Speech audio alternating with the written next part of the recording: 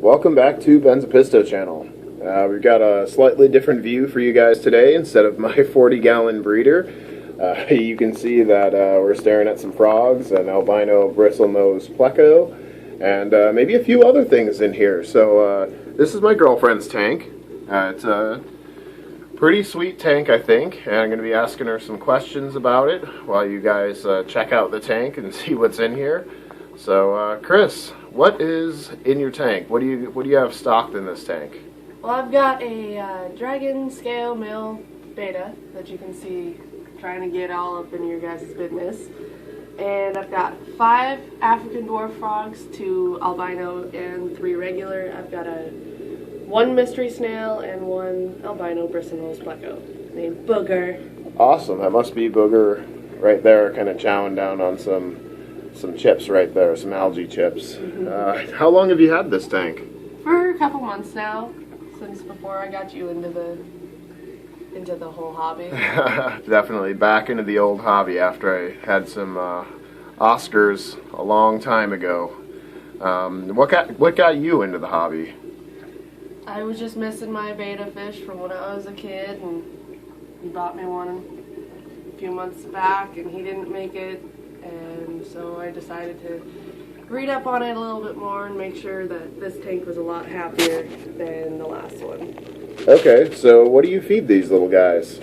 Pretty much everything under the sun, since I've got a wide array of tank mates in there. I feed cichlid pellets to my beta pellets, and some algae chips for the little bottom feeders, and shrimp pellets. Yeah, I can definitely see that albino bristlenose munching on the shrimp pellets down there. He really likes it. Mm-hmm. Okay, so how do you keep your tank so clean? I've noticed that your tank is always clean and pretty much never see you scrub in the front. How do you do that? I forgot to mention that I have 5 otocinclus in there, so I've got a pretty decent cleanup crew. Oh yeah, you do. The bristlenose pretty much takes care of a lot of it, and the otocinclus love the sides of the tank. Awesome. So, as far as plants and stuff in here, do you know what you have? I know I got some val, some jungle val. I've got some anabias. Anubias? And whatever. Okay, yeah, whatever. It's close. And I'm not really sure what else I got in there. It's just some little ends and pieces from the local fish shop that I ended up with in my bag. So Okay. It looks like you've got some bamboo growing up off of here, some lucky bamboo. like I said, I really don't know what that is. Yeah. Petco sucks. Yeah. Little tip for you guys. This came from Petco. I originally got it for myself in my planted tank. And this is supposedly lucky bamboo. I'm getting some weird shadows over here. It was in their tank, and got 2 bunches of it for, I think, $16, and ended up showing the guy at my local fish shop, and he's like, hey, that's lucky bamboo. That's not supposed to be in your tank submerged. So there it is. Very expensive lucky bamboo. So don't ever buy from Petco. Okay. Can you tell us what you have for filtration for this little guy? See, maybe a little filter back here. It's a sponge filter. Okay. Okay. I'm not real sure what it is, what size it is, but it does the job. I really like the sponge filters. The local fish shop recommended a sponge filter versus the over the back filters due to the nature of how it collects good bacteria and cleans the water a lot more efficiently, and you don't have to have 2 different systems to provide air, oxygen in the tank and to clean it.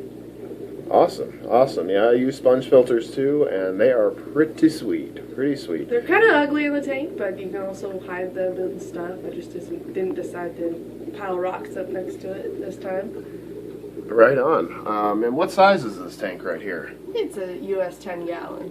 10-gallon tank. Looks like you got a nice top on it over here, so your frogs don't get out. No, I'm more worried about the beta. So do you have any future plans for this tank? Anything you want to add, subtract, maybe, I don't know, plants, animals? Oh, we'll see. We'll see. I definitely want to get some more plants, but the Pleco might be a change. Might have to be changed up because he's a little bit more ravenous than the other tank mates.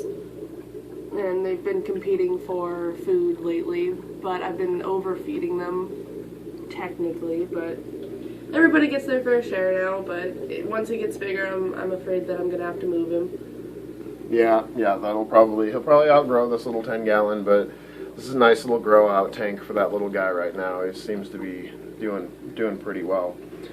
Just one more question. What's your dream fish? What kind of fish do you really want to add to either this aquarium, or maybe if you had a 1,000-gallon aquarium, what type of fish would you get?